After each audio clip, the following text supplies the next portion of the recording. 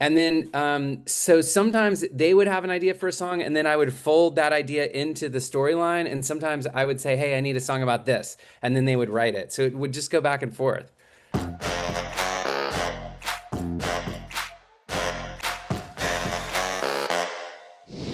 You're not just playing a band on television. You guys really are one in real life. So I would love to know what's the biggest difference between your on-stage sort of persona and your on-screen character? I think like Charlie on, in the Runarounds TV show is very distracted with like certain motives that are going on within the storyline. Like it's like, okay, I'm gonna impress Sophia right now, or we gotta play for these record execs or impress Danny Mace. There's always like something on his agenda to accomplish. But I feel like me on stage, I just really like enjoying the moment, like and being with my friends. I think that's how like it should be enjoyed. But yeah, I don't know. I feel like our stage presence are very much the same, like it's just kind of me playing when the camera rolls. Just loving it.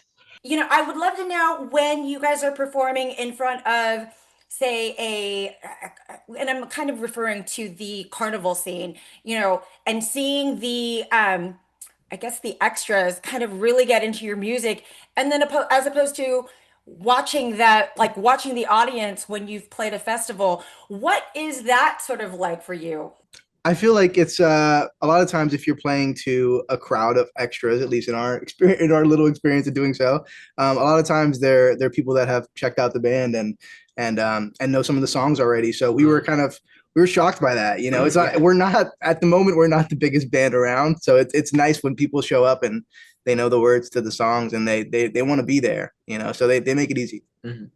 Which song from the show hits you the hardest personally and why? I know that you guys wrote a lot of the original songs, so which one hits you the hardest personally? Maybe, I don't know, in a fun way, this song called It's a Wash. Yeah. That I was happy landed. That's about playing ping pong on a big 40-foot sewing table in my grandpa's garage, but it sounds like a love song gone wrong, but it's just a mean ping pong tournament. And I'm glad it worked its way in. Because it kind of, yeah, I liked it. I like ping pong. It's me. Okay. You guys have been performing live also while filming. What's been the most surreal sort of pinch me moment where you thought, wow, this isn't just a TV gig. This is actually happening. Oh man, well we've played so many live shows outside of the TV show, both before and after filming. And I'd say like playing Love and Life in Charlotte was really cool because it's like you get big side fill speakers and you're on a big TV screen. And I love big TVs, so it's like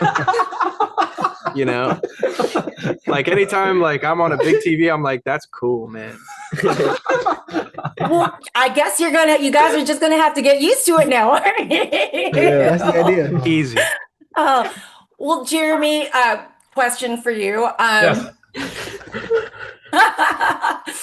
If the Runarounds gets a tour bus tomorrow, and I don't know if you guys are touring on a tour bus or you guys are still like schlepping it in a van going to like place to place, but if you guys are on the tour bus tomorrow, Yeah. who's decorating the inside? Who's in charge of the snacks?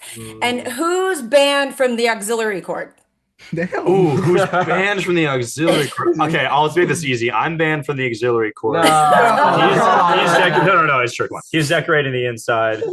I will decorate the inside. I volunteer. I think probably these two on snacks. All right.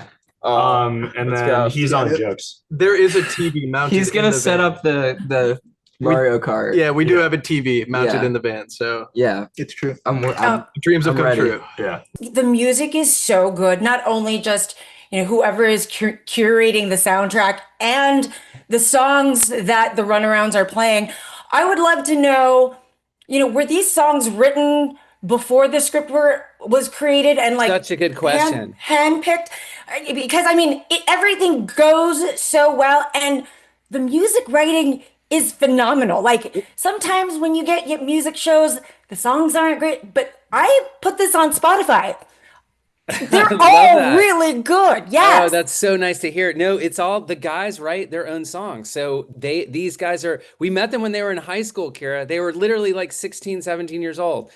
and they wrote all their own music, and there is a little bit of a give and take. Sometimes I would say, hey, we need a song about graduating high school. And then literally the next day they handed me Senior Year. The next day, which is a song that maybe you've heard. And then so sometimes they would have an idea for a song, and then I would fold that idea into the storyline. And sometimes I would say, hey, I need a song about this. And then they would write it. So it would just go back and forth. I know. They're so talented. It's I crazy. when I saw the ending credits and it said, songs by the Runarounds, like I waited at the end credits to like Yeah. see like who actually wrote the songs. Yeah.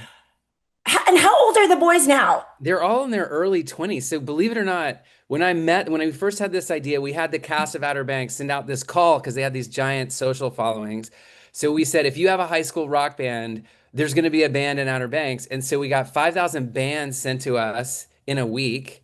And so we would just sit at night and we would scroll through and we were like, we like that drummer and we like that guitarist. And so we sort of pulled them all together. We flew them out. They came to the set of Outer Banks. We told them to learn a bunch of Iggy Pop songs so that they all had a song they knew together. And then they just killed it. And I kept thinking this would be round one of many rounds for us to sort of, slowly create the band. But that first round was so good. There was never a round two. And That it's those five kids that have stayed the band.